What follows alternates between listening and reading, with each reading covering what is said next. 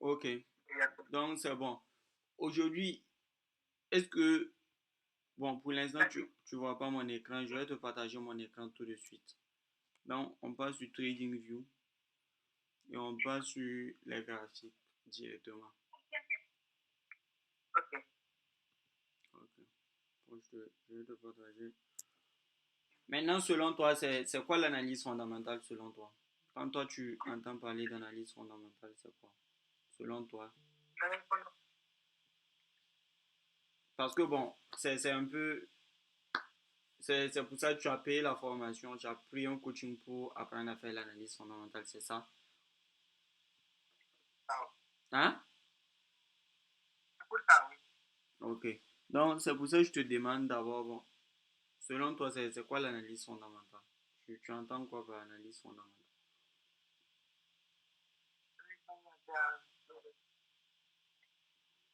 Tu entends quoi par analyse fondamentale?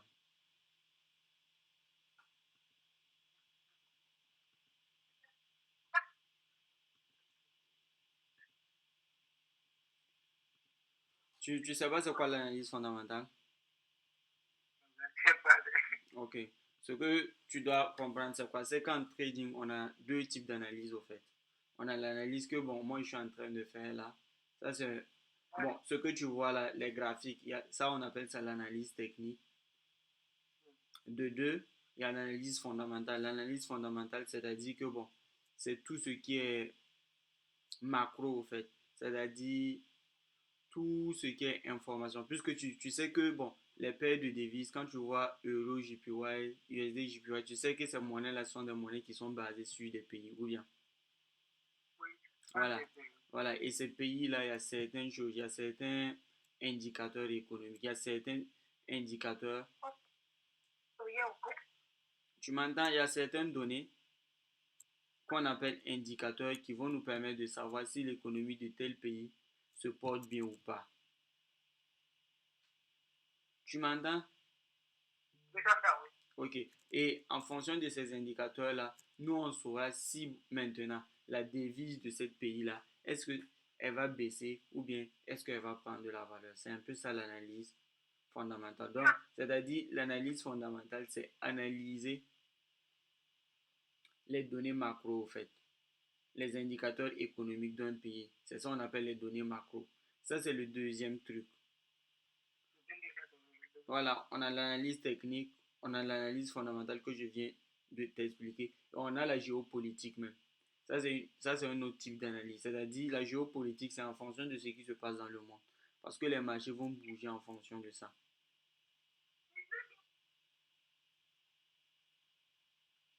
Est-ce que tu m'entends?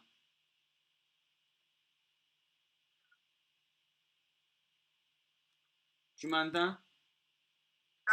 Ok. Donc, les marchés vont bouger en fonction de ce qui se passe dans le monde. S'il y a une guerre qui se déclenche dans tel pays, soit bon, il y a, il y a un pays qui est là, bon, il a des difficultés au niveau de son économie, tout. Tu devrais tenir de tous ces trucs-là pour pouvoir trader, au fait, de manière optimale. Est-ce que tu vois? Et maintenant, le dernier truc, c'est quoi? Le dernier truc même, c'est qu'il y a une, c'est- il y a un dernier type d'analyse que tu peux faire, et ça, on appelle ça le sentiment du marché. Le sentiment, voilà, le sentiment du marché, c'est-à-dire il y a certains actifs que tu vas regarder. Il y a certains actifs financiers que tu vas regarder. Et en fonction de si ces actifs-là montent ou baissent, tu sauras directement, bon, on est dans tel cadre ou bien bon, tu sauras, bon, on est dans quel contexte économique en tout cas. C'est un peu ça. Oui?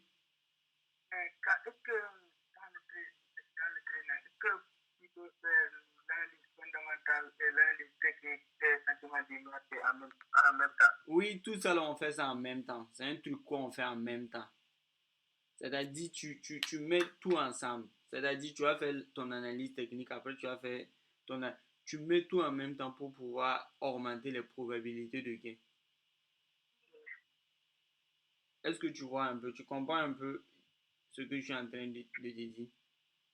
Pour pouvoir augmenter tes probabilités de gain, c'est-à-dire, tu dois être capable de imbriquer tout ce qu'on est en train de t'apprendre. C'est-à-dire, tu dois être capable de, de mettre ensemble l'analyse technique que toi tu as déjà, puisque tu m'as dit que tu maîtrises l'analyse technique et ton analyse fondamentale. Non, je maîtrise l'analyse technique seulement. Voilà. Mais là, Ok. d'accord. Plus le sentiment du marché même. Ok. Maintenant, ce qu'on va faire, c'est un peu ça. Voici. Première des choses, on va voir bon, le sentiment du marché. J'espère que tu vois mon écran. Je vois, oui. Ok. Donc, premier step, c'est quoi? Premier step, on va voir le sentiment du marché.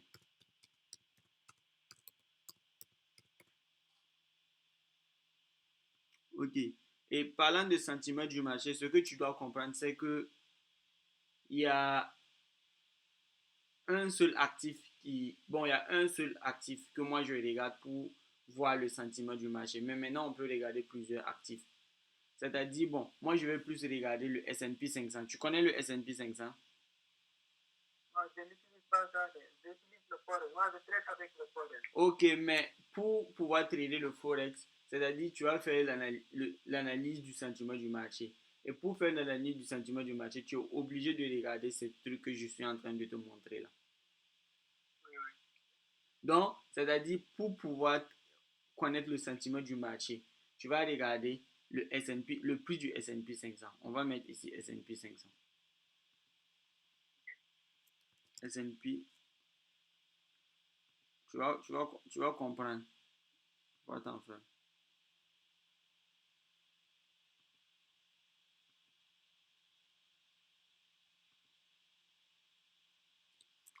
SP 500. L'SP 500, c'est quoi? S&P 500, c'est les 500 plus grandes entreprises américaines qu'on a rassemblées. On a rassemblé leurs actions pour faire une indice. Est-ce que tu vois? Oui. Ok. Et pourquoi les gens vont regarder le prix de l'S&P 500 selon toi? Pourquoi les traders Forex vont regarder ce que fait l'S&P 500 ou ce que... Bon, en tout cas, ils vont regarder pourquoi les traders vont aimer aller regarder ce que... Est-ce que le S&P 500 monte ou bien le S&P 500 baisse selon toi? C'est pour analyser l'analyse fondamentale. Ok. Donc, je vais te donner la réponse parce que je vois que bon, le fait que les traders Forex vont regarder le prix de l'S&P 500, c'est pour savoir, est-ce que, puisque je t'ai dit que l'S&P 500, c'est quoi? L'S&P 500, c'est les 500, voilà, les 500 plus grandes entreprises américaines. Du coup, si l'S&P 500 est en train de monter, c'est-à-dire qu'on est dans une croissance économique. Est-ce que tu comprends? C'est-à-dire que les entreprises américaines font de l'oseille. Les entreprises américaines font de l'argent. Est-ce que tu comprends un peu? Ok, oui. Hein? Oui, oui, oui. Voilà. Et si les entreprises américaines font de l'argent, le truc que toi tu vas regarder pour savoir que bon, les entreprises américaines font de l'argent, c'est l'S&P 500. Il suffit de voir un S&P 500 aussi pour savoir que bon, actuellement les entreprises américaines se portent bien. Ok. Le deuxième cas, c'est quoi? Le deuxième cas, tu peux voir que bon, le S&P 500 il baisse. Quand le S&P 500 il baisse, on peut se dire que bon, actuellement, bon, les entreprises américaines passent par des difficultés. Est-ce que tu vois un peu? Ok. Donc, c'est les deux trucs que tu dois avoir en tête. Et maintenant, si on est dans un moment où lorsque toi tu regardes le S&P 500, tu vois que bon, les investisseurs, bon, bon, tu regardes le S&P 500, tu vois que ça monte. Donc, je t'ai dit que bon, lorsque ça monte, c'est-à-dire que les entreprises américaines vont bien, c'est ça? Ok. Mais selon toi, pour qu'une action monte, qu'est-ce que les gens font? Pour que l'action d'une entreprise prenne de la valeur, qu'est-ce que... On voit, les gens vont acheter bien. Voilà, les gens vont acheter, c'est ça. Donc, l'achat des gens, ça veut dire quoi? L'achat des gens, ça veut dire que les gens sont en train de prendre du risque. Est-ce que tu comprends? Le fait que les gens achètent, c'est-à-dire que les gens ils sont en train de prendre du risque, au fait. Oui, oui. Est-ce que tu comprends ce que je veux dire? Donc, si on a un S&P 500 qui est haussier au cours d'une semaine, c'est-à-dire on est dans une période de marché qu'on va appeler quoi? Qu'on va appeler risk on. Risk on parce que les investisseurs sont en train de prendre du risque. C'est-à-dire, on est dans un moment, on est dans un contexte économique où les gens prennent du risque, les gens investissent leur argent. Donc, on va appeler ce type de scénario-là un risk on. Tu comprends un peu ce que je suis en train de dire? je comprends. Ok. Donc, ici, on a un. On fait ça.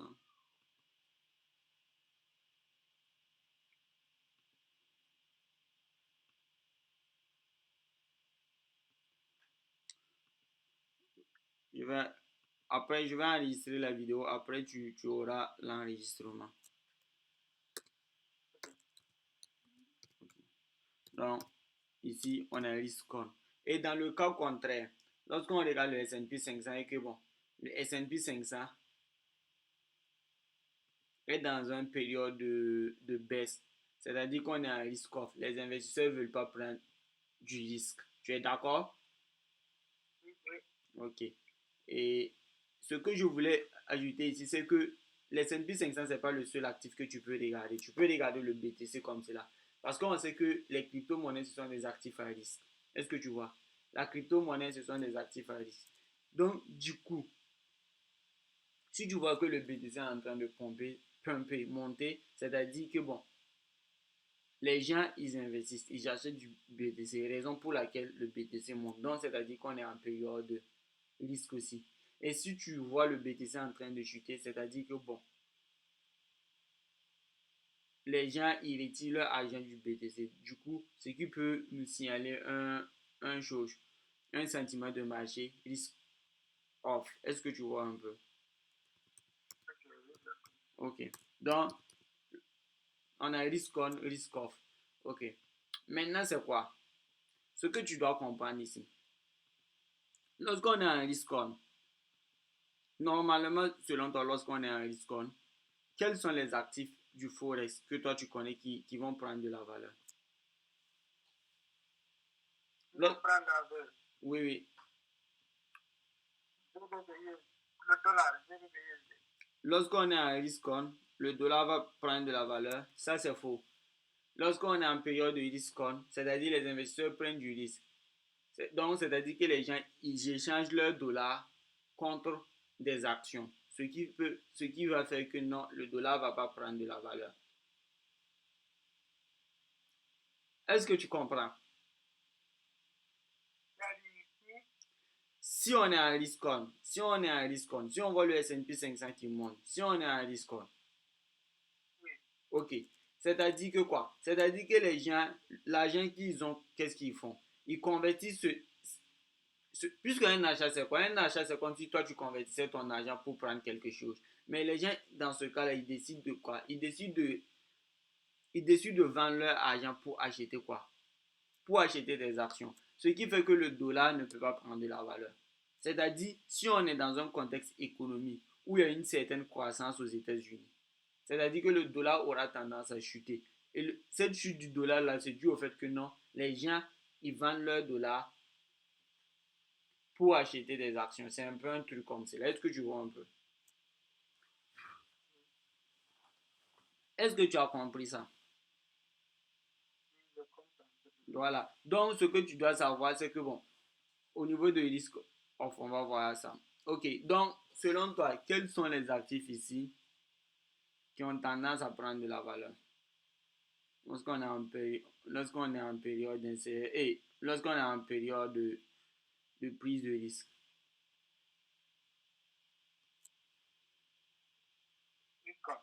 Hein? Risk on, lorsqu'on est en risk on.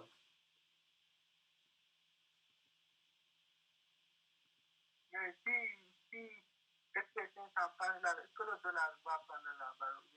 Si, Si le SP500 prend de la valeur, c'est ça que j'ai dit, si le SP 500 prend de la valeur, le dollar ne peut pas prendre de la valeur. Parce que c'est-à-dire que les Américains, là, ils sont pas dans un, ils sont pas dans un, bon, dans un état d'esprit de garder du dollar, soit d'économiser. C'est-à-dire, ils sont en train, bon, c'est-à-dire, tous ceux qui ont l'argent, ils sont en train de vendre leur dollar pour acheter, ils sont en train de vouloir acheter des actions.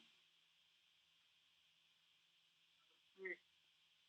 Donc, ce qui va faire que le dollar va chuter. Lorsqu'on a un S&P 500 qui monte. Le dollar ne prendra pas de valeur. Hein? Si le SP500 monte, Le le dollar dollar, va chuter. voilà, le dollar va chuter. C'est un peu ça.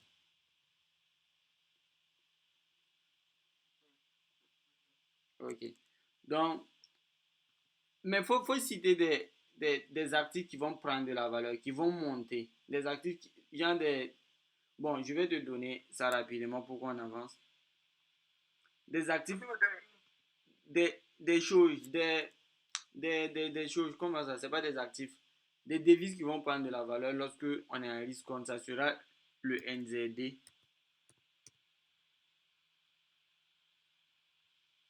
le autre, l'euro et puis le GBP. Ces actifs-là, tu vas remarquer que lorsqu'on est en période de chose, en période de prise de risque, ces actifs-là auront tendance à monter. Est-ce que tu vois un peu? Ok. si le dollar est en baisse, les actifs là vont prendre de la valeur bien. Voilà, si le dollar est en baisse, c'est-à-dire les actifs vont prendre de la valeur. Quand je parle d'actifs, c'est S&P 500, crypto, tous ces trucs-là. Actions, tu vois un peu. Voilà. Et maintenant, lorsque... Maintenant, c'est pas ça le problème. Le problème ici, c'est que toi, tu dois savoir qu'il y a deux types de devises. Il y a les devises qu'on appelle les risques on et il y a les devises qu'on appelle les risques off. Les risques on, ce sont des devises qui vont prendre de la valeur lorsque le S&P 500 est aussi. C'est ça, j'essaie de t'illustrer ça en te disant que ces devises-là, c'est quoi? Ces devises-là, c'est le NZD, c'est le AUD, c'est l'euro et puis c'est le GBP. Ok. Et quand on est à risque off, c'est-à-dire, quand on est à risque off, c'est-à-dire, bon, on est dans un moment où les investisseurs ne prennent pas du risque. C'est ça? Et si les investisseurs ne prennent pas du risque, qu'est-ce qui se passe? C'est-à-dire, bon, pour ceux qui ont des actions, ils vont retirer leurs actions, ils vont vendre leurs actions pour récupérer du dollar. Est-ce que tu vois un peu? Ce qui va faire que lorsque le S&P 500 baisse, c'est-à-dire l'argent qui sort des actions là est stocké en dollars, ce qui va faire que naturellement, tu vas voir que le dollar, il prend de la valeur. Les autres sont en baisse. Hein? Le dollar prend de la valeur et les SP500. Voilà, le SP500 baisse. Quand tu vois le SP500 qui baisse, le BTC qui baisse, tous ces actifs-là qui baissent, il faut savoir que les gens qui retirent leur argent, la majorité de cet argent-là seront stockés en dollars. Soit quand il y a une incertitude au niveau des marchés boursiers, quand je parle de marché boursier, je parle de, du, du marché des stocks, c'est-à-dire le marché des actions. Tu vas voir que non, quand il y a une certaine incertitude, les gens ils vont vendre leurs actions et puis mettre ça en dollars. C'est pour ça que tu vas voir que dans certains cas, le dollar peut jouer le rôle de valeur refuge. Est-ce que tu vois? Et dans certains cas aussi, il ne va pas jouer son rôle de valeur refuge. Mais ici, dans ces cas-là, il va jouer, lorsqu'il y a une certaine incertitude seulement, au niveau des marchés boursiers seulement, tu vas remarquer que le dollar prend de la valeur. Parce que le dollar, c'est une valeur refuge. Les gens vont retirer leur argent pour mettre dessus.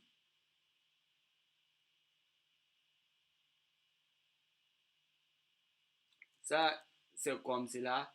Et quand on est en risque off, c'est pas uniquement le dollar. Parce que le dollar, c'est une valeur refuge. Le CHF, c'est une valeur refuge. Le GBP, c'est une valeur refuge. Ça aussi, c'est, tu dois connaître ces trois trucs-là. Ces trois devises-là. Le CHF, l'USD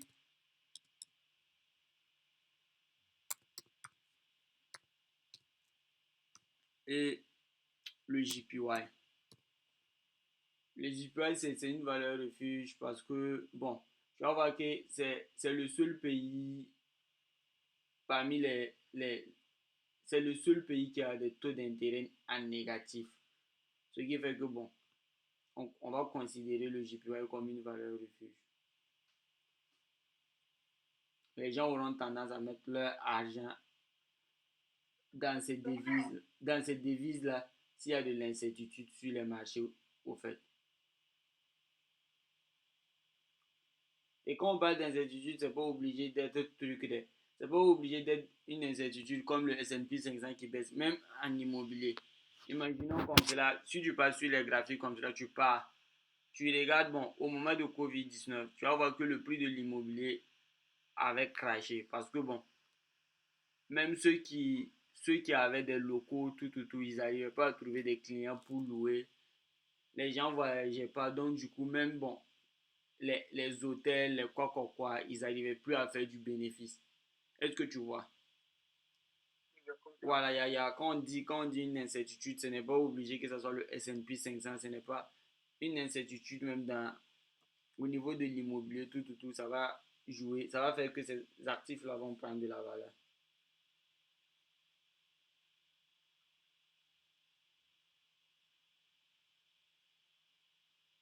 Ok. Donc, du coup, bon, du coup, je sais que, bon, ici, tu as compris. C'est ça, tu as compris ce qu'on vient de faire. Ici, on a parlé du sentiment du marché, où je t'ai dit que, bon, dans la majorité du temps, les gens, ils regardent le S&P 500. Et en fonction du S&P 500, tu sauras si on a un risk on ou bien on a un risk off.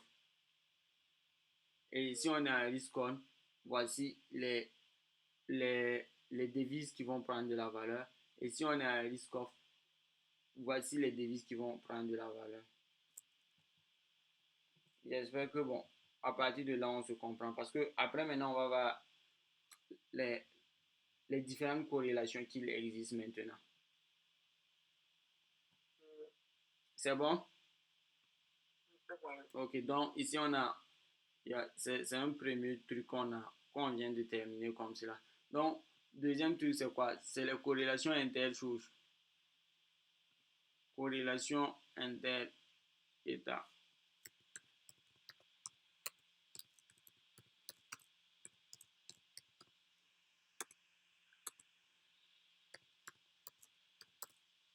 Hmm, ok.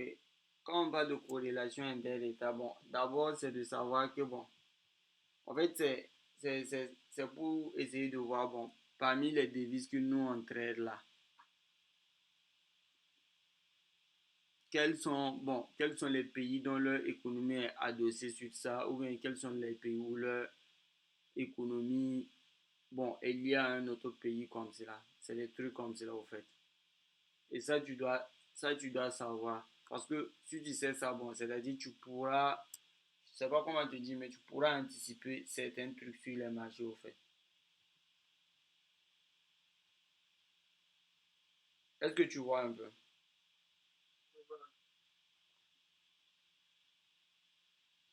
Ok. Donc, premier truc, premier truc que tu dois savoir ici, c'est bon. C'est que bon, quand on parle de corrélation, il faut savoir qu'il y a certains pays aussi qui sont corrélés, dont leur économie dépend majoritairement de certaines matières premières. Est-ce que tu vois un peu? Ok. Donc, du coup, quand tu regardes les devises du Forex, les pays dont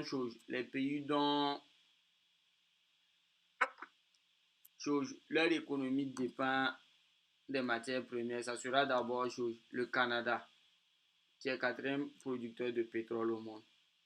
Donc, c'est-à-dire que le prix du CAD est corrélé au prix du pétrole. C'est-à-dire, bon, si du coup, bon, s'il y a quelque chose dans le monde, comme ça, que tu vois que le prix du pétrole commence à monter, c'est que, bon, on a une grosse chance aussi que le prix du CAD, comme cela, prenne de la valeur. Est-ce que tu vois un peu? Donc, ça, c'est une corrélation positive. Et c'est une corrélation que tu dois savoir. Donc, CAD et chose, CAD et pétrole sont liés. Ils ont une corrélation positive.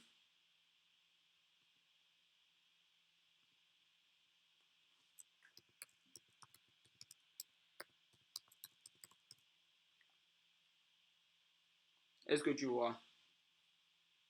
Maintenant, tu vas voir que même les trucs, même les USA et puis le pétrole sont liés.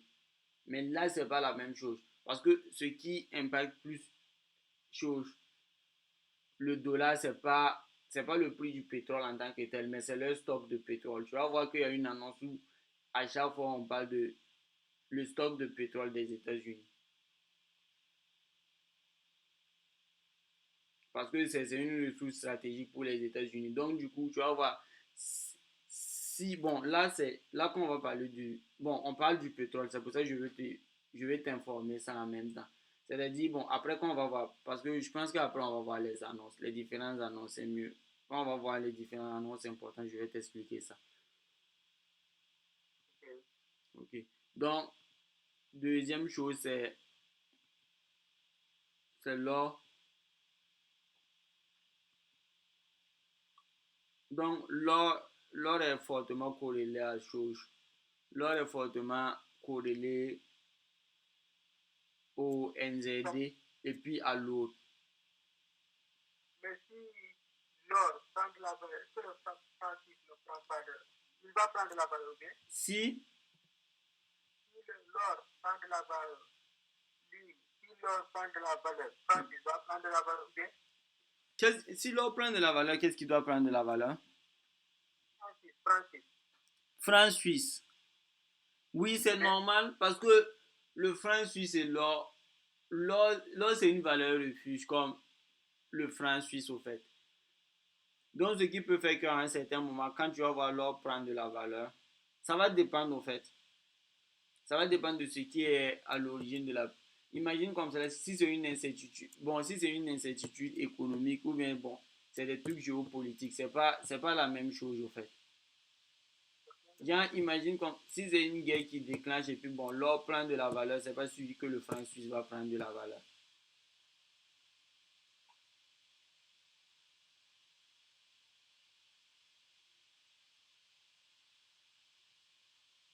Est-ce que tu comprends ça?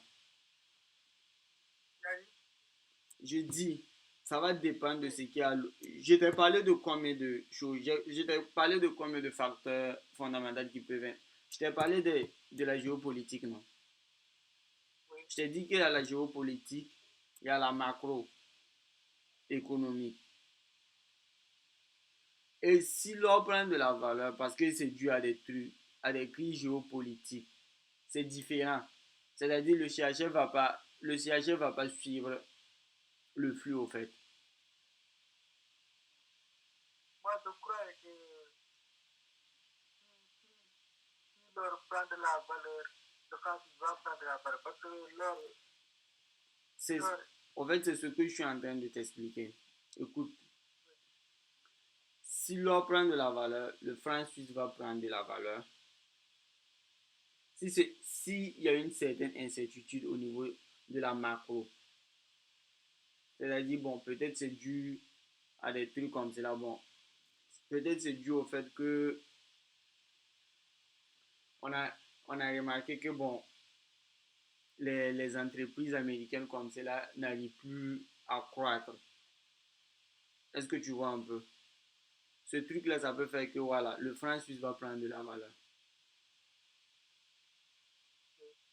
Ça peut faire que le franc suisse va prendre de la valeur. Pourquoi? Parce que bon, les gens commencent à douter. Du coup, bon, les devises où on va pouvoir, où les investisseurs vont pouvoir retirer leur argent et puis placer de manière sécuritaire. Parce qu'il y a ça qui est là. Imagine si les États-Unis ont un problème aujourd'hui. Je ne sais pas, il y a des élections comme cela aux États-Unis. Et puis bon, c'est des périodes de tout. Bon, les gens ne vont pas investir dans ces périodes-là. Est-ce que tu vois un peu? Les gens ne vont pas investir dans ces périodes-là. Ce sont des moments de quoi? Ce sont des moments d'incertitude économique. Mais il faut savoir qu'en ce moment-là, l'or ne va pas prendre de la valeur. Parce que ce n'est pas de la géopolitique au fait. C'est pas genre, il y a des tensions internationales entre différents pays. Non, non, c'est pas ça.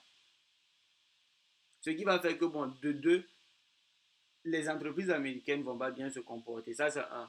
De toi, il y a une certaine incertitude qui est là. Même si les Américains, même eux-mêmes, ils décident de vendre leurs actions. Quand ils vont vendre leurs actions, ils ne vont pas laisser leur argent en dollars. Ils vont essayer de le mettre sous d'autres devises. Et ces devises-là, ça peut être le CHF, soit le JPY. C'est pour ça que je t'ai cité trois valeurs refuges. Et ces trois valeurs refuges-là, ils n'ont pas le même poids, au fait. Et ça va dépendre aussi de ce qui est là. Parce que quand on te dit que non, l'or prend de la valeur, le CHF prend de la valeur, c'est vrai. Parce que l'or, c'est de L'or, c'est une valeur refuge. Le CHF, c'est de la valeur refuge. Mais ça va dépendre des circonstances. C'est pas en toutes circonstances que, bon, quand tu vas voir l'or prendre de la valeur, le CHF va prendre de la valeur.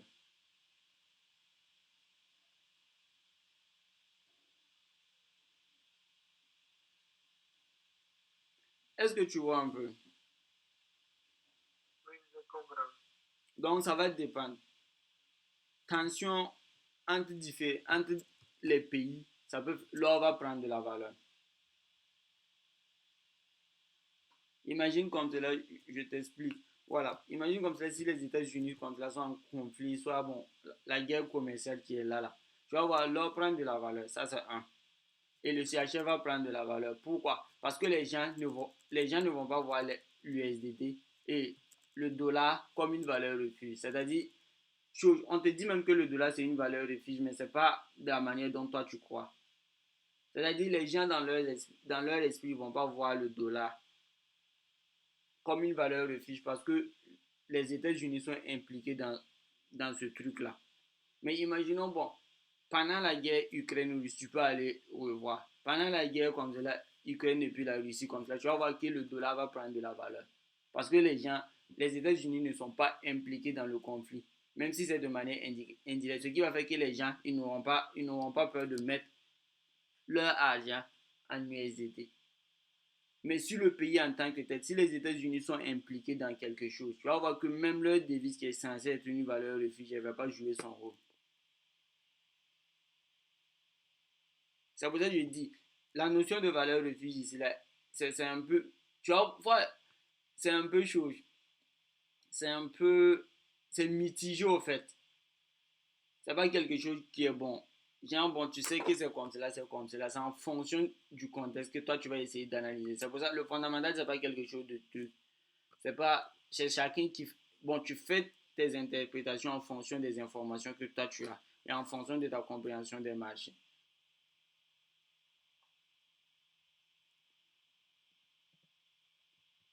Tu comprends ce que je suis en train de te dire. Je comprends. Donc, en résumé, qu'est-ce que je voulais te faire passer comme message? D'accord? En résumé, qu'est-ce que moi je voulais te faire passer comme message? Je n'ai pas compris. Hmm? Je n'ai pas compris. Il y a un résumé. En résumé, qu'est-ce que moi j'ai dit? Tu fais un résumé de ce que je viens de te dire. Je résumé pour les.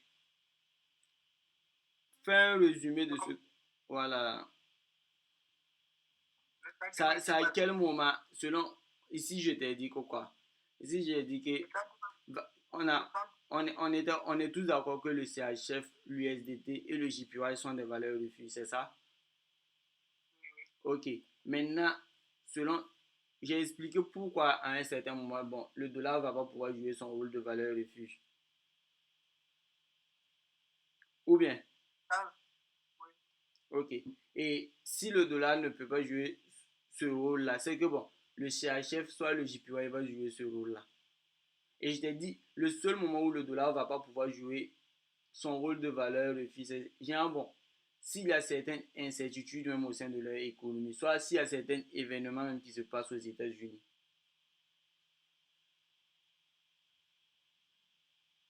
Là, les Américains, ils ne vont pas laisser leur. Que tu sois américain, que tu sois truc, tous les gars fortunés, ils ne vont pas laisser leur argent en dollars. Ils vont le mettre sous d'autres devises pour essayer de sécuriser. Et les devises qu'ils auront tendance à placer leur argent, c'est soit le JPY, soit le CHF. Ça, c'est le cas où l'incertitude, même ça vient des États-Unis, en fait. Il y a un autre cas où, bon, le truc peut ne pas venir des États-Unis. Est-ce que tu vois? Même si les États-Unis sont impliqués, c'est de manière indirecte. Ce qui va faire que, bon, en ce moment maintenant, l'USD peut jouer son rôle de valeur refuge. Est-ce que tu comprends ce que je veux dire? Hein? Oui, oui. Ok. Donc, il y a ça qui est là. Et même l'or, c'est comme ça. Dans la tu vas voir que l'or, il va exploser. c'est dans certains contextes que le prix de l'or grimpe. Et ça, c'est dans des contextes de guerre, tout. Sinon, c'est difficile comme cela que tu vas voir, bon, des trucs comme cela, bon, où chaque pays, il y a pas, il y a la paix, tout. Et puis juste, c'est juste que, bon, tel pays n'arrive pas à s'en sortir, tel pays a son économie qui n'arrive pas à avancer, tout, des trucs comme cela. Soit les guerres commerciales qui sont là, et puis tu vas voir l'or monter. C'est difficile.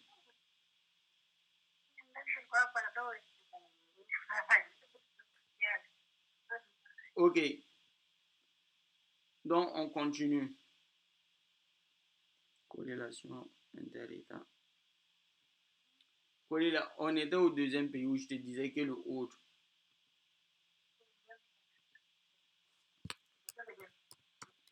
Mon ami, tu es là ou bien tu es où? Voilà, on dirait que l'autre et le NZD aussi, est aussi corrélé à l'or.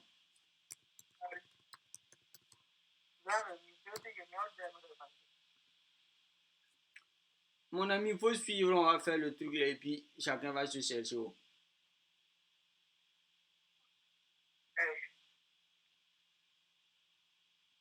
Ok. Donc, tu vois, Aude et NZD sont aussi corrélés à l'or.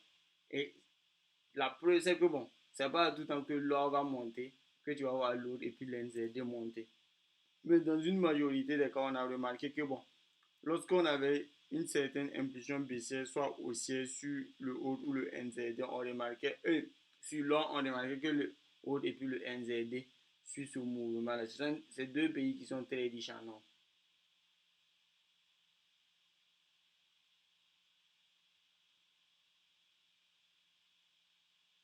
C'est bon?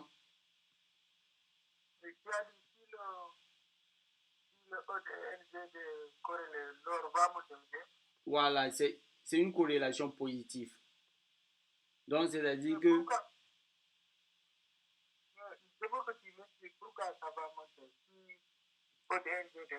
c'est ça, j'essaie de t'expliquer que le HOD et le NZD, c'est deux pays qui sont riches en or. C'est-à-dire ces pays-là, une partie de leur économie est reposée sur l'or. Hein?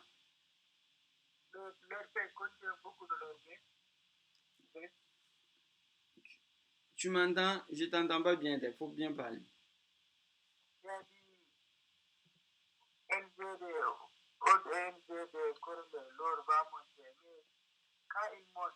Ok.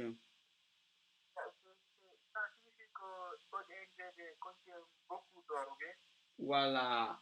C'est ce que je suis en train de te dire. L'autre et puis NZD, c'est deux pays qui contiennent beaucoup d'or. Voilà. Et en plus même de contenir beaucoup d'or même là. Parce qu'il y a contenir l'or et puis il y a contenir l'or. Eux là, ils dépendent même de leur or. Parce que tu comprends un peu, non? Parce qu'il y a deux manières. Il y a deux manières. Tu peux voir deux pays qui sont... Quand tu prends l'Arabie Saoudite et puis chose, l'Émirat arabe, là, tous les deux pays ont du pétrole, mais tous les deux pays ne dépendent pas du pétrole. 80% de la richesse de l'Arabie Saoudite, ça vient du pétrole. Les Émirats arabes, ce n'est que 20%. Parce que c'est un pays qui a pu investir dans l'immobilier, c'est un pays qui a pu investir dans le tourisme, tout. C'est pas la même chose. Donc, c'est ça que je te dis. Le fait de dire qu'il y a une le fait que je te dis qu'il y a une corrélation NZ, haute NZD avec l'or là, ça va prendre avec des pincettes. Parce que, imagine comme c'est là, bon, l'or peut monter. Si le prix de l'or monte, et que bon, à côté, tu vois que bon, parce que ces deux pays-là sont également les premiers partenaires, ils ont comme premier partenaire économique la Chine. Imagine s'il y a des problèmes en Chine. Voilà. C'est-à-dire ça va impacter ces deux devises-là également. Donc, il y a beaucoup de choses que tu dois prendre en compte. C'est pas dire, l'information, tu peux pas le prendre comme cela, quoi. Parce que l'Australie et la Nouvelle-Zélande aussi, ils ont pour premier partenaire économique la Chine. Et le Canada, c'est les États-Unis. Ça, tu dois savoir.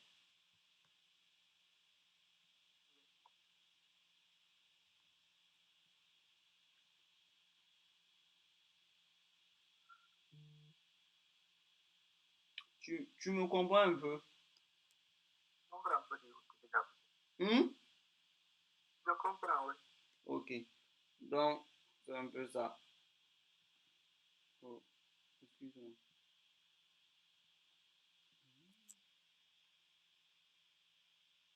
Pardon, tu es là?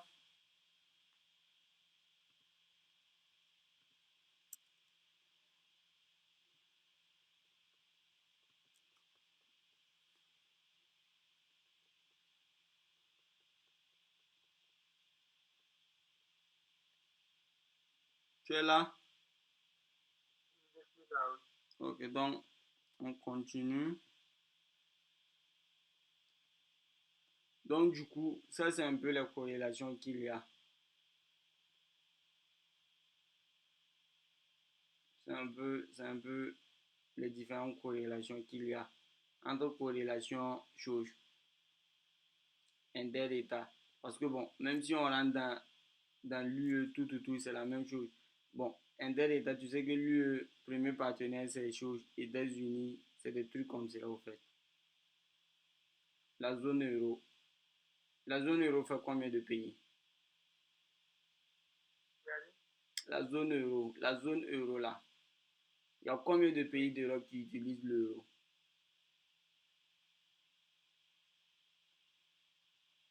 Parce qu'il faut qu'on parle de ça. Parce que si on ne parle pas de ça, tu ne vas pas pouvoir t'en sortir.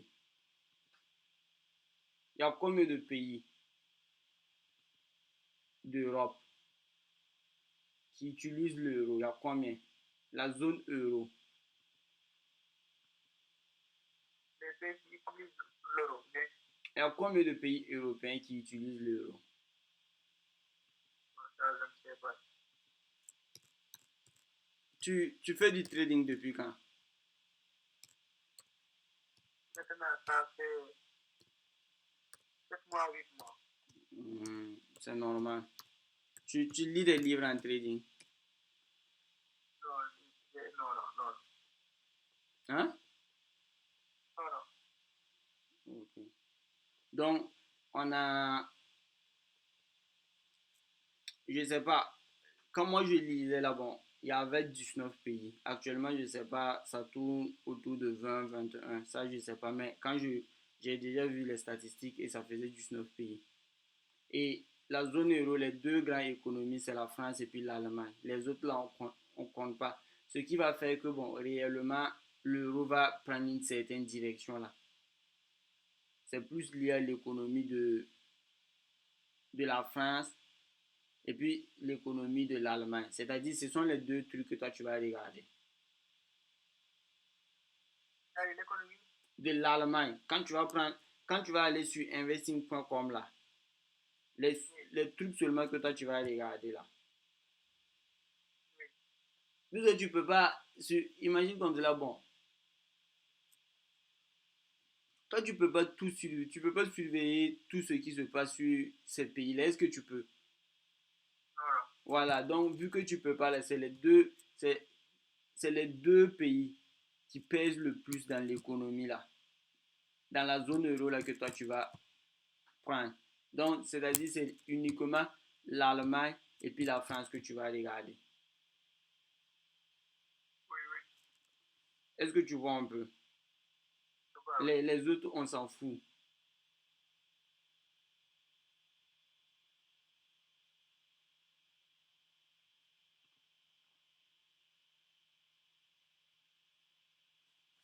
Ok. Donc, on continue.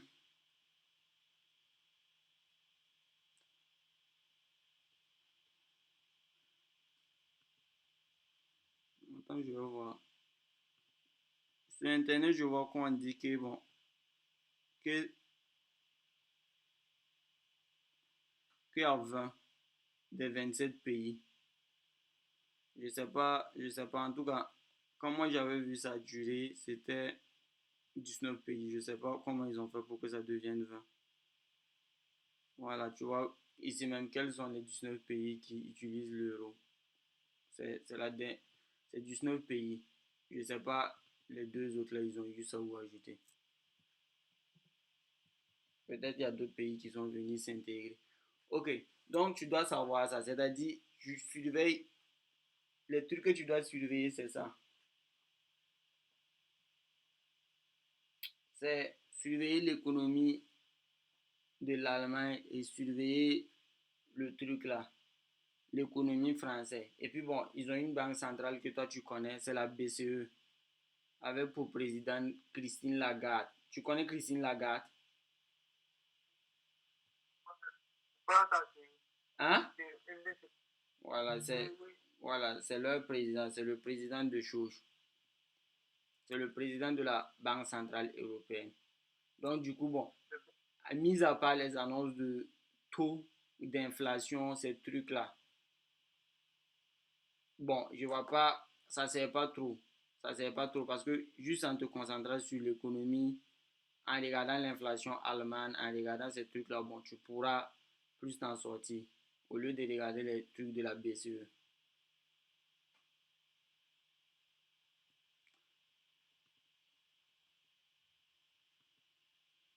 Après, on va voir la macro. Là, on est en train, parce qu'il faut qu'on pose les trucs là d'abord. Il faut qu'on pose les bases là d'abord. Donc, on a parlé de corrélation inter-État. C'est ça? Ok. Une fois que ça c'est fini maintenant, bon. Maintenant, ce que tu dois comprendre. On parlait de banque centrale, non? La banque centrale. Ok. Il y a deux types de banques. Il y a les banques commerciales et puis il y a les banques centrales. Les banques commerciales, c'est ceux qui sont, c'est ceux que tu vois, ceux qui donnent des prêts aux gens avec des intérêts là. C'est-à-dire, ils font de l'arbitrage. Eux-mêmes, ils partent prêter de l'argent pour venir revendre cet argent-là. Est-ce que tu comprends?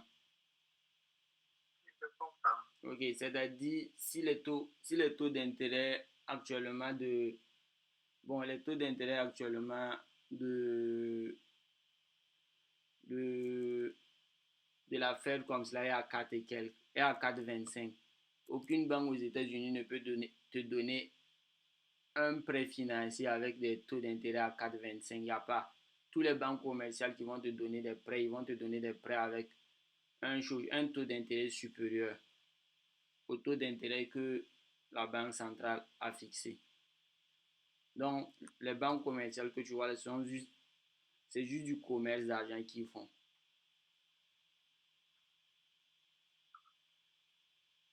Ok. Et maintenant, ça ne nous intéresse pas parce que nous, ils n'ont pas assez de poids. Ils ne peuvent pas décider de ce qui va se passer dans l'économie de manière générale parce que l'économie, elle est rythmée par ce que la banque centrale va faire. Parce que c'est la banque centrale qui donne le tempo. Est-ce que tu vois? Oui, je vois. Ok. Et maintenant, selon toi, c'est quoi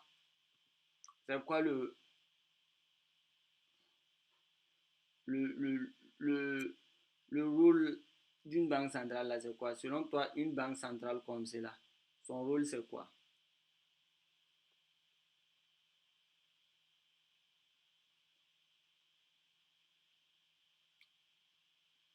Le rôle d'une banque centrale, oui. Oui, oui.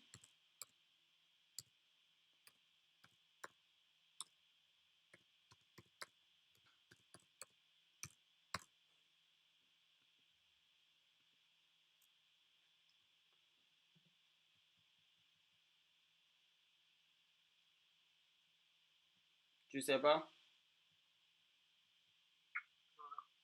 Ok. Tu dois savoir que seulement le rôle d'une banque centrale, ce que la banque centrale cherche à faire seulement là, hein? C'est de combattre l'inflation. Et maintenant, pour combattre l'inflation là, ce que la banque centrale va utiliser comme outil, c'est quoi? C'est les taux d'intérêt.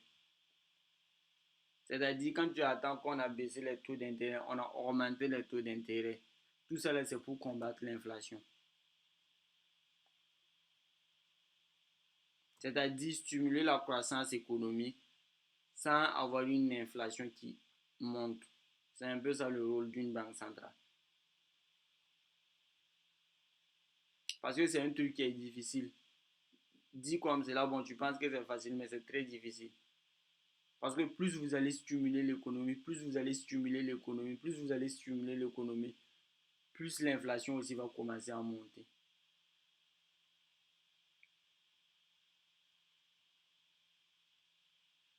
Est-ce que tu comprends ce que je suis en train de dire? Je comprends. Voilà, le rôle de banque centrale, c'est le contrôle d'inflation.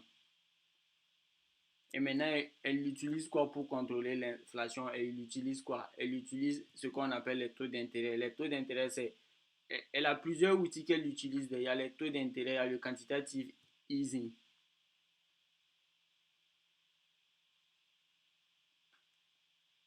Et le fait, maintenant, bon, donc je vais en noter pour qu'on continue.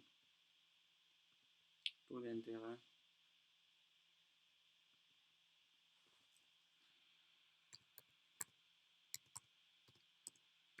Les taux d'intérêt, c'est l'outil. Et on utilise les taux d'intérêt pour maintenant réguler maintenant l'inflation. C'est quoi l'inflation normale? La valeur de l'inflation normale, elle est de combien? Regardez, La valeur normale de l'inflation. Quand tu regardes un pays là, quand tu prends un pays pour savoir si l'inflation, ça va dans ce pays-là ou bien ça va pas, tu regardes quoi? là, la banque centrale, oui. Non. En fait, si tu regardes l'inflation, si on te montre l'inflation d'un pays, tu dois être capable de dire d'abord, bon, si l'inflation est normale ou pas, ou bien il y a une certaine valeur qui est là qu'on recherche, ou bien tu n'es pas d'accord. Oui, oui. Maintenant, tu dois être capable de savoir que l'inflation de tel pays là n'est pas normale parce que bon, la valeur normale c'est ça. Ou bien, tu n'es pas d'accord. Non, non. Tu n'es pas d'accord. Si on te montre quelque chose là-haut, si on vient te montrer quelque chose, hein? Oui. Je sais pas, je vais te... La température normale du corps humain là c'est combien? Température du corps humain. Oui, oui, c'est combien? Par exemple, si tu connais pas la température normale du corps humain là-haut, tu vas faire comment pour savoir si le corps de quelqu'un est chaud ou pas? Est-ce que tu peux savoir? Ça, si tu connais pas la valeur normale comme c'est là de,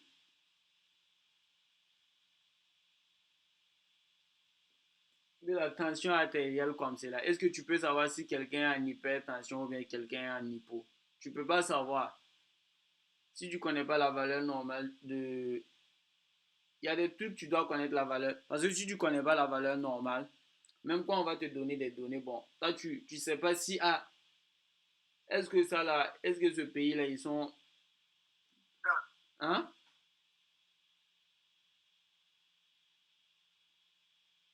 Tu es là? non. Oui? Tu es fatigué, non? Tu m'entends pas, non?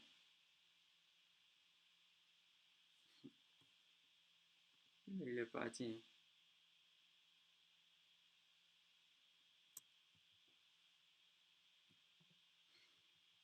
Abdoulaye, tu es là? Oui, il est là.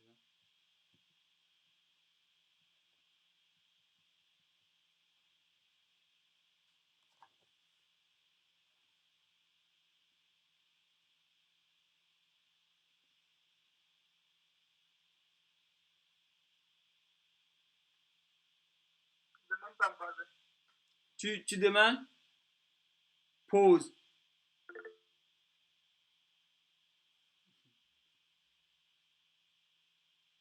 Je n'entends pas bien ce que tu dis. Je n'entends pas bien. Tu m'entends maintenant, non? Je me mets dans un camp. Hein? Oui, oui. Ok. Je disais, oh.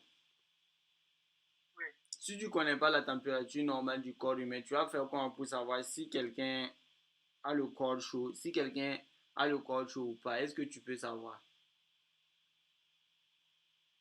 Oui, Si on vient, si imagine comme là, si toi on vient comme là, on vient te dire qu'on a mesuré la température de telle personne, la température corporelle de telle personne, et puis on vient te montrer.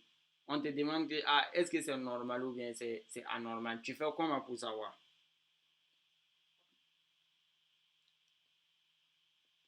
Donc, ce qui fait que tu dois connaître la valeur normale de l'inflation. La valeur normale de l'inflation, là, c'est 2. C'est 2%.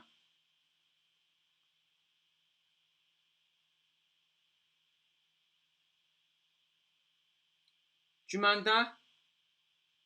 oui, j'entends, oui. Voilà, c'est 2%. Tu dois connaître la valeur normale de l'inflation. Là, tu sauras que bon, parce que quand on est au-dessus de la valeur normale, le but c'est de ramener l'inflation où? Le but, imagine comme cela, si on est dans un pays où, bon, l'inflation, la valeur normale de l'inflation c'est 2. On est à une, pourtant eux, leur inflation est à 5 comme cela. C'est-à-dire, ce que la Banque centrale va faire à travers les taux d'intérêt là, c'est essayer de ramener maintenant l'inflation à 2. Tu comprends d'abord ce que je dis? Parce que tu dois comprendre ça.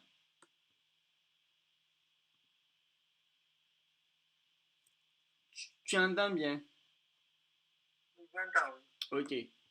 Donc, ramener l'inflation à 2. Pour ramener l'inflation à 2, on va jouer sur les taux d'intérêt, c'est ça? Voilà. Mais selon toi maintenant, un pays qui a une inflation à 5 et que la Banque centrale veut ramener l'inflation à la normale, qu'est-ce que la Banque centrale va faire? La Banque centrale, est-ce qu'elle va augmenter les taux ou bien elle va baisser les taux? Ils vont baisser, Ils vont? le taux, oui. La, la baisse des taux pour toi, la baisse des taux, lorsqu'on baisse les taux, pour toi, ça a quoi comme conséquence? Lorsqu'on baisse les taux comme ça, lorsqu'on décide de baisser les taux, ça a quoi comme conséquence? Selon toi-même, c'est quoi même qui crée l'inflation? Je ne t'ai pas demandé c'est quoi l'inflation. Je t'ai demandé c'est quoi qui crée l'inflation. Selon toi, qu'est-ce qui crée l'inflation? Le taux d'intérêt. Puisqu'il y a un mécanisme qui est là, hein, qui conduit à la montée de l'inflation. Et l'inflation, toi, tu connais, tout le monde connaît l'inflation. L'inflation, c'est le fait que, bon, un truc que toi, tu payais peut-être à 200, maintenant, ça va coûter 500 francs. C'est l'inflation. C'est-à-dire que tu as besoin de plus d'argent pour payer un truc, bon, que tu payais avant moins cher. Est-ce que tu vois? Je vois. Ok. Mais maintenant, qu'est-ce qui crée cette inflation-là? C'est-à-dire, écoute très bien. Tu vois, lorsque on a une banque centrale comme cela qui est là, et que cette banque centrale baisse les taux d'intérêt, la banque centrale décide de faire baisser les taux d'intérêt. Il faut savoir qu'une baisse de taux d'intérêt égale à stimuler l'économie. C'est-à-dire, on remarque que bon, l'économie ne va pas bien. Maintenant, si l'économie ne va pas bien, qu'est-ce qu'on fait? Il faut injecter de l'argent, il faut faire entrer de l'argent dans l'économie. Est-ce que tu vois un peu? Je vois. Donc, ce qui va faire que les banques centrales, pour faire entrer de l'argent dans l'économie, vont baisser leur taux d'intérêt. C'est-à-dire, baisser le taux d'intérêt, ça veut dire quoi? Imagine si on a une banque centrale qui a un taux d'intérêt à 1,50, c'est-à-dire que l'argent est gratuit. Les gens, ils prêtent l'argent quasiment à un coût faible, donc l'argent est gratuit. Donc, on peut emprunter de l'argent facilement. Ce qui va faire que beaucoup d'argent va rentrer dans l'économie. Et lorsque l'argent va rentrer dans l'économie, tu penses que les gens vont faire quoi? Si les gens ont beaucoup d'argent, qu'est-ce qu'ils vont faire, selon toi?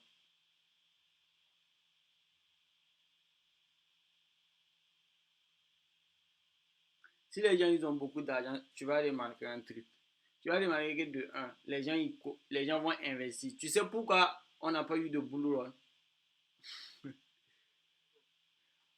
Ok. Juste, tu vois, la majorité des crypto-monnaies ne montent pas parce qu'il n'y a pas d'argent qui est injecté dans l'économie américaine. Les taux d'intérêt de la réserve fédérale est toujours haute. Ce qui fait que les gens n'ont pas d'argent pour investir.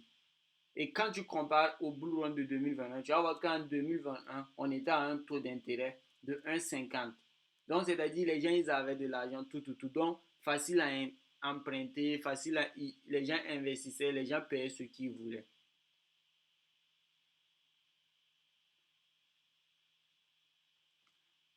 Est-ce que tu vois?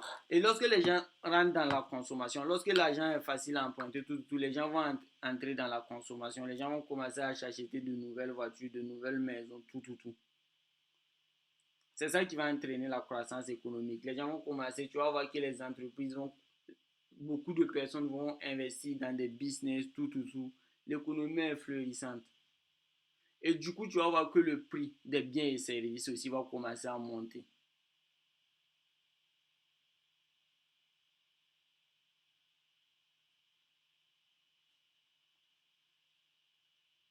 Est-ce que tu comprends ce que je dis? Je comprends ce que tu as dit. Voilà, le prix des biens et services aussi va commencer à grimper de manière naturelle. De manière naturelle. Parce que quand tu as l'argent, bon, et puis tu payes quelque chose à 200, bon, après si tu pars, même si on te dit que c'est 500, tu t'en fous, tu vas payer. Donc du coup, les commerçants vont se rendre compte que, ah, bon, les gens ont l'argent, on peut plus les vendre cher. Ce qui va faire que, bon, ça va que le prix, tu vas voir que naturellement, même le prix des biens et des services va monter. Et c'est ça qui va créer l'inflation. Et à un certain moment maintenant, ah, bon, ceux qui surveillent les indicateurs économiques là vont dire que, ah, quelle façon ça part là? Est-ce que sinon on ralentit pas, si on ralentit pas truc là, si on ralentit pas l'économie, est-ce qu'on va pas rentrer dans une crise? Ils vont commencer à se demander ça. Pourquoi? Parce que il faut savoir que plus il y a d'inflation, plus il te faut beaucoup d'argent pour payer un truc. Je vais t'expliquer un truc. Bon, peut-être un truc qui coûtait 200 francs comme cela. Bon, après, ce truc-là va coûter 2000. Donc, tu vas voir, bon, il y a des pays même, genre pour aller payer un pain, même, ils vont mettre l'argent même dans des brouettes. C'est à cause de l'inflation, c'est-à-dire l'argent a perdu sa valeur.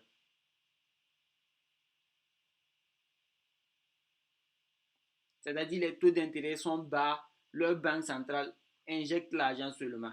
Les gens aussi dépensent au hasard, tout. Ce qui fait maintenant que, bon, à un certain moment, quand tu tiens 10 000, tu veux payer quelque chose, on va te dire que le pain fait 10 000 francs. C'est l'inflation qui crée ça si on ne contrôle pas l'inflation.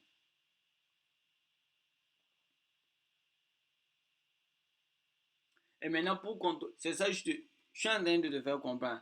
La baisse de taux d'intérêt, elle stimule la croissance économique et puis elle crée l'inflation. Ça, c'est la baisse. Et c'est ça, on va parler de Dovich. Quand tu entends qu'une banque centrale est en train de baisser ses taux d'intérêt, c'est-à-dire cette banque centrale, elle est Dovich. Cette banque centrale-là, bon, elle a remarqué que bon, l'économie de son pays ne fonctionne pas assez bien. Et vu que l'économie de son pays ne fonctionne pas assez bien, elle a décidé que, bon, moi, bon, euh, le président de cette banque centrale a décidé ainsi qu'avec ses membres que, bon, eux, ils vont baisser les taux d'intérêt pour stimuler leur économie. Parce qu'ils ont remarqué que, ah, ça va pas, les gens même n'ont pas à manger, tout. Donc, il faut qu'on essaie de relâcher l'économie. Et il y a le deuxième cas qui est là. C'est ça qui va envoyer les baisses de taux d'intérêt, au fait. Donc, baisse de taux, c'est-à-dire on stimule l'économie, au fait. Et la stimulation de l'économie, là, va engendrer quoi? Va engendrer l'inflation. Et maintenant, l'inflation, c'est quoi? Nous, on cherche, la Banque centrale cherche à contrôler l'inflation tout en essayant de faire progresser son économie. C'est-à-dire, on essaie de ramener l'inflation à la normale tout en essayant d'avoir une économie qui est fleurissante. Est-ce que tu vois un peu? Voilà. Et le deuxième truc ici, bon, on a parlé de la baisse. Ok, le deuxième truc ici, c'est l'augmentation des taux d'intérêt. On va augmenter les taux d'intérêt uniquement quand on va voir que, bon, on a une croissance forte de l'économie. Et que les trucs, commence à devenir cher.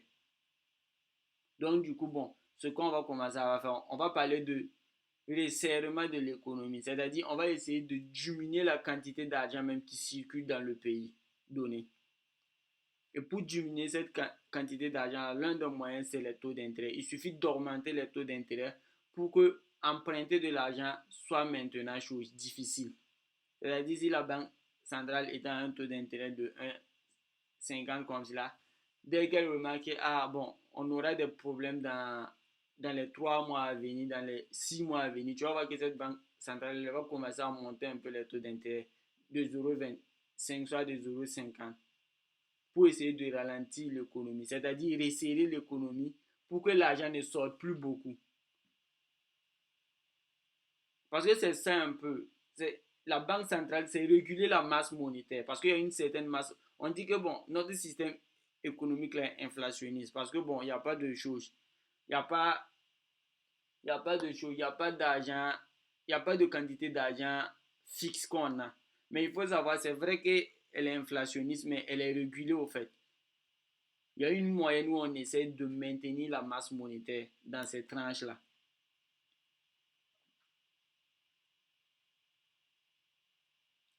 De un, tu vas voir que cette banque centrale-là, elle va commencer à faire quoi? Elle va commencer à augmenter les taux d'intérêt. Ça, c'est un. Et maintenant, les banques qui étaient venues prendre le prêt pour faire leur business, tout là, quand on va commencer à augmenter les taux là, on va demander à ces banques-là aussi que de ramener l'argent qu'ils sont venus emprunter là. Tout ça, c'est pour resserrer l'économie. Pour que les gens, pour qu'on ne tombe pas dans une inflation où, bon, les gens auront l'argent n'aura plus de valeur au fait.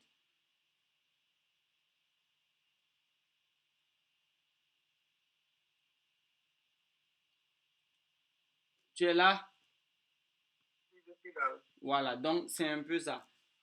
Banque centrale a pour rôle de réguler la masse monétaire, tout. Bon, de manière simple, ça régule l'inflation avec les taux d'intérêt.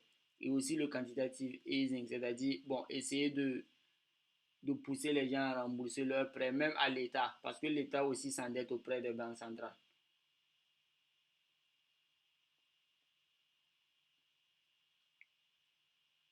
Si l'État avait pris des prêts aussi, financer certains trucs, on va taper à la porte et puis on va demander à l'État de rembourser. Parce que les banques centrales sont des institutions indépendantes. C'est pour ça que tu vas voir que récemment, il y a Trump qui demande qu'on licencie Jérôme Powell. Mais il ne peut pas.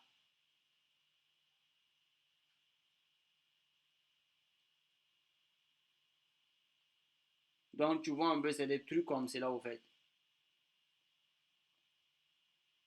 Ok.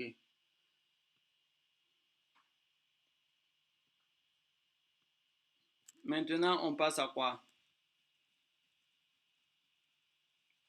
Maintenant, ce que je vais te demander, je vais te poser des questions pour voir si tu as très bien compris. Parce que bon, notre but là, c'est pas d'apprendre ces trucs-là, c'est l'application de ces trucs-là sur le marché FS.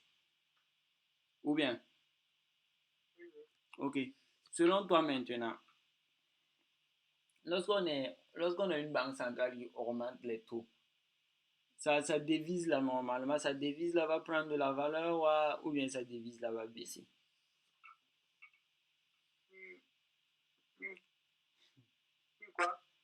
Si on augmente, supposons comme cela, bon, si demain comme cela, bon, la banque centrale, la réserve fédérale comme cela, décide d'augmenter les taux d'intérêt. Selon toi, le dollar va monter ou bien le dollar va baisser? Ok, c'est ça. Et si on baisse les taux d'intérêt? Oui, c'est ça.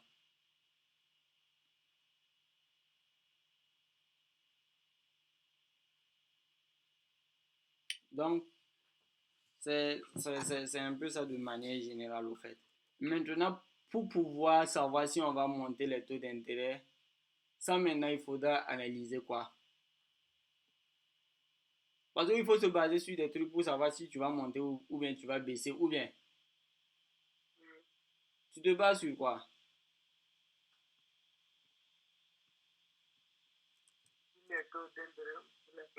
Non, tu vas te baser sur la macroéconomie.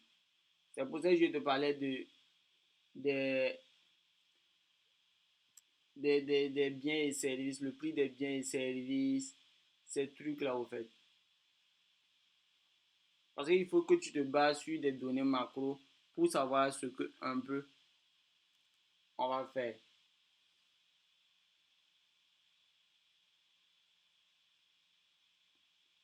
Parce que ce sont ces données-là qui vont te permettre de savoir si l'économie du pays va bien ou pas. Sinon, tu fais comment pour savoir si l'économie d'un pays va bien ou pas?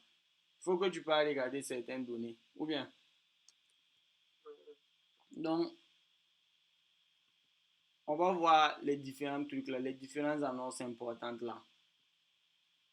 Et là, demain, maintenant, on va essayer de parler spécifiquement de chaque chose.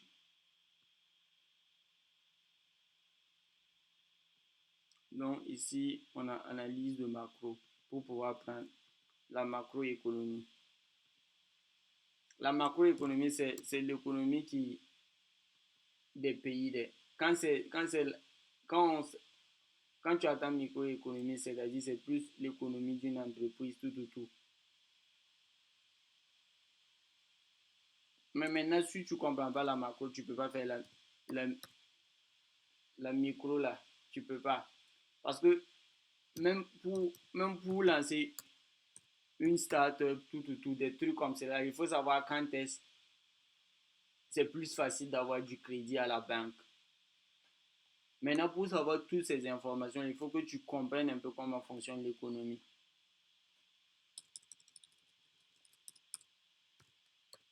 Est-ce que tu vois un peu?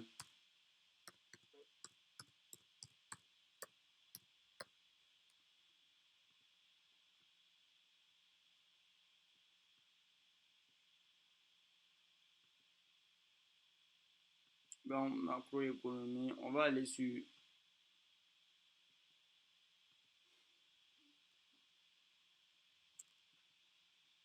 le trading economics pour voir. Il est quelle heure là-bas? 23 minutes. On dirait on a les mêmes heures.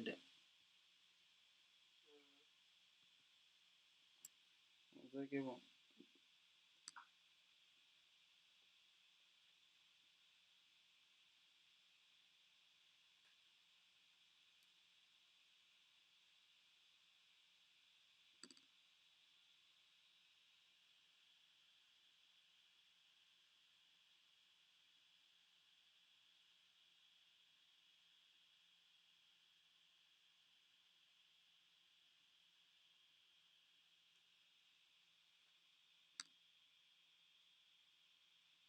Ok.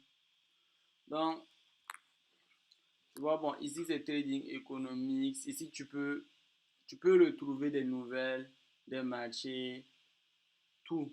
En fonction des. Tu vois, ici on a pays, tout, tout, tout. Tu peux tout retrouver au fait. Tu vois, les actions, voici ici, on te dit que les actions américaines sont en baisse, l'évolution du commerce sous surveillance, tout, tout, tout. Tu vois un peu, non? Ici, ça te met une puce à l'oreille, au fait. Parce que ici, bon, du coup, même quand toi tu arrives là, tu vois que, bon, on t'a déjà dit un peu normalement comment les actions américaines se comportent. Donc, c'est-à-dire, même sans aller regarder les S&P 500 même, je sais déjà qu'il y a eu une chute sur les S&P 500. Est-ce que tu vois un peu? Oui. Voilà, donc c'est un peu ça. Donc, on a ça.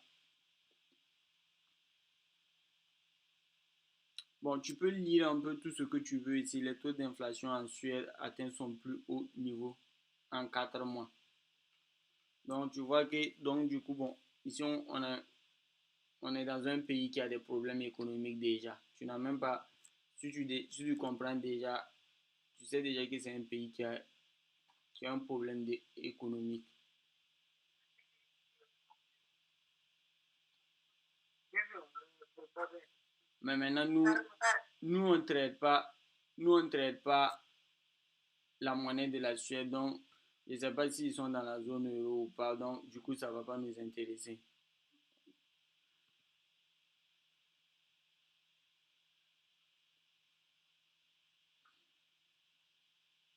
Voici. En fait, ici, en tout cas, tu peux lire toutes les informations qui concernent le fondamental, tu peux les avoir ici. Ici, on parle du DXY, tout. Tu sais c'est quoi le DXY? Bon, je t'ai pas parlé. En fait, quand on... Hein? Tu sais c'est quoi le DXY? J'ai vu un truc ici où on a dit DXY. C'est pas le Bitcoin, ou bien?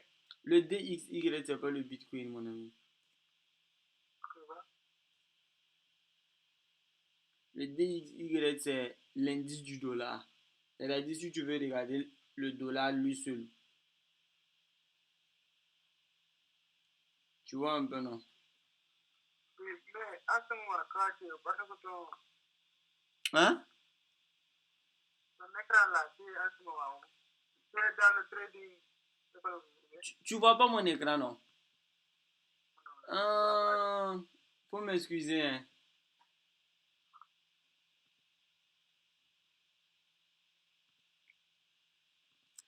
Maintenant, c'est bon. Tu vois maintenant?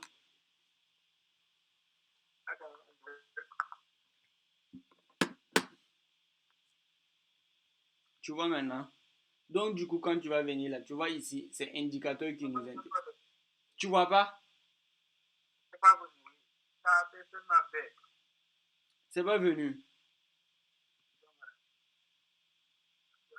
Pourtant, ici, je vois que c'est venu. Arrêtez présentation.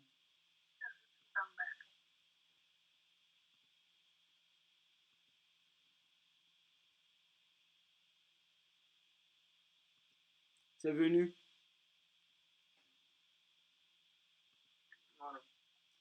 Aïe. Ah, là, c'est problème de... C'est pas venu. C'est venu. Ok. Quand tu arrives sur Trading Economics, là, c'est comme cela. Voilà, tu tapes sur Google, là où tu veux. Là. Quand tu arrives, tu vois Trading Economics. Quand tu arrives, le site est comme cela. Et maintenant, tu vois ici, on a mis indicateur et ici, on a mis pays. Peut-être, bon, si tu parles directement sur indicateur, tu vois que, bon, tu n'auras pas tout ce que tu veux. Parce que, bon, même si tu parles là-bas, tu vois, on te donne les indicateurs. Maintenant, bon, ça sera à toi de faire des manies maintenant pour choisir le pays que tu veux, tout, des trucs comme cela. Maintenant, ce que je te conseille là, tu viens ici directement. Parce que, bon, normalement, tu as déjà fait un peu d'analyse, tu sais déjà, bon, c'est l'économie de tel pays ou tel pays qui t'intéresse, quoi. Est-ce que tu vois un peu? Et maintenant, tu viens, tu choisis le pays que tu veux. Ici, par exemple, bon, tu peux prendre les USA. Tu prends les US. Bon, quand tu prends les US, tu vois, du coup, qu'est-ce qu'on te fait sortir? On te fait sortir les indicateurs économiques. Et ces indicateurs économiques que tu vois, ce sont les indicateurs économiques les plus importants. C'est ça que je te disais. Et je sais pas, c'est au nombre de 10 ou bien de combien. Attends, on va compter. Parce que je pense que c'est 10. 1, 2, 3, 4, 5, 6, 7, 8, 9, 10, 11, 12. Il y a 12 qui est là. Mais il y a certains que, bon, moi je ne regarde pas certains. Il y a certains, moi, je vais même pas. Je vais même pas. Hein? Bon, par exemple, comme cela, on a compte courant. Je sais pas c'est quoi ça. Je sais pas, compte courant là, c'est quoi. Bourse, c'est ce que je t'avais dit là. C'est pour ça, là, c'est juste pour te montrer ce que, bon, le marché boursier est en hausse ou bien il est en baisse. Et quand tu vois, tu sais déjà que, bon, on a eu une baisse. C'est un peu taux de chômage, ça je regarde. Salaire non agricole, ça, tu connais ça. No farm payroll, c'est le NFP. Tu connais le NFP, non? Ça sort quand le NFP, c'est quand est-ce? C'est le dernier mois, vendredi. C'est chaque vendredi du premier mois. Quand un nouveau mois commence là, c'est le premier vendredi que tu auras ça. Taux d'inflation en glissement annuel, taux d'intérêt, balance commerciale. Tu vois tous ces trucs-là. Demain, je pense que bon, c'est mieux on va laisser aujourd'hui parce que moi-même, je suis fatigué. Demain, on va parler de ces indicateurs-là un à un. Tu vois un peu? Donc voilà, c'est un peu les trucs les plus importants comme cela. Ce qui reste et puis on te montre là. Quand tu parles souvent sur investing, on te montre des trucs bizarres là, ça sert pas. Ce sont ces indicateurs économiques là qui vont te donner les tempos même, qui vont te dire, bon, le marché va aller dans quel sens. C'est grâce à ces trucs là. Je comprends. Voilà. Donc, bye bye. Donc, à demain. Demain, on va analyser Mais, ça, tout. Et puis, faire un cas pratique, tout. Et puis, bon, c'est bon. mais cette vidéo, tu l'as enregistrée, ok? Oui, vidéo là, je l'ai enregistré. Après, tu vas m'envoyer. Après, je vais t'envoyer. Je vais t'envoyer pour que tu puisses le voir. Tout.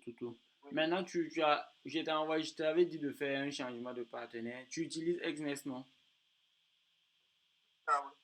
Tu utilises quel broker? Oui, SMS.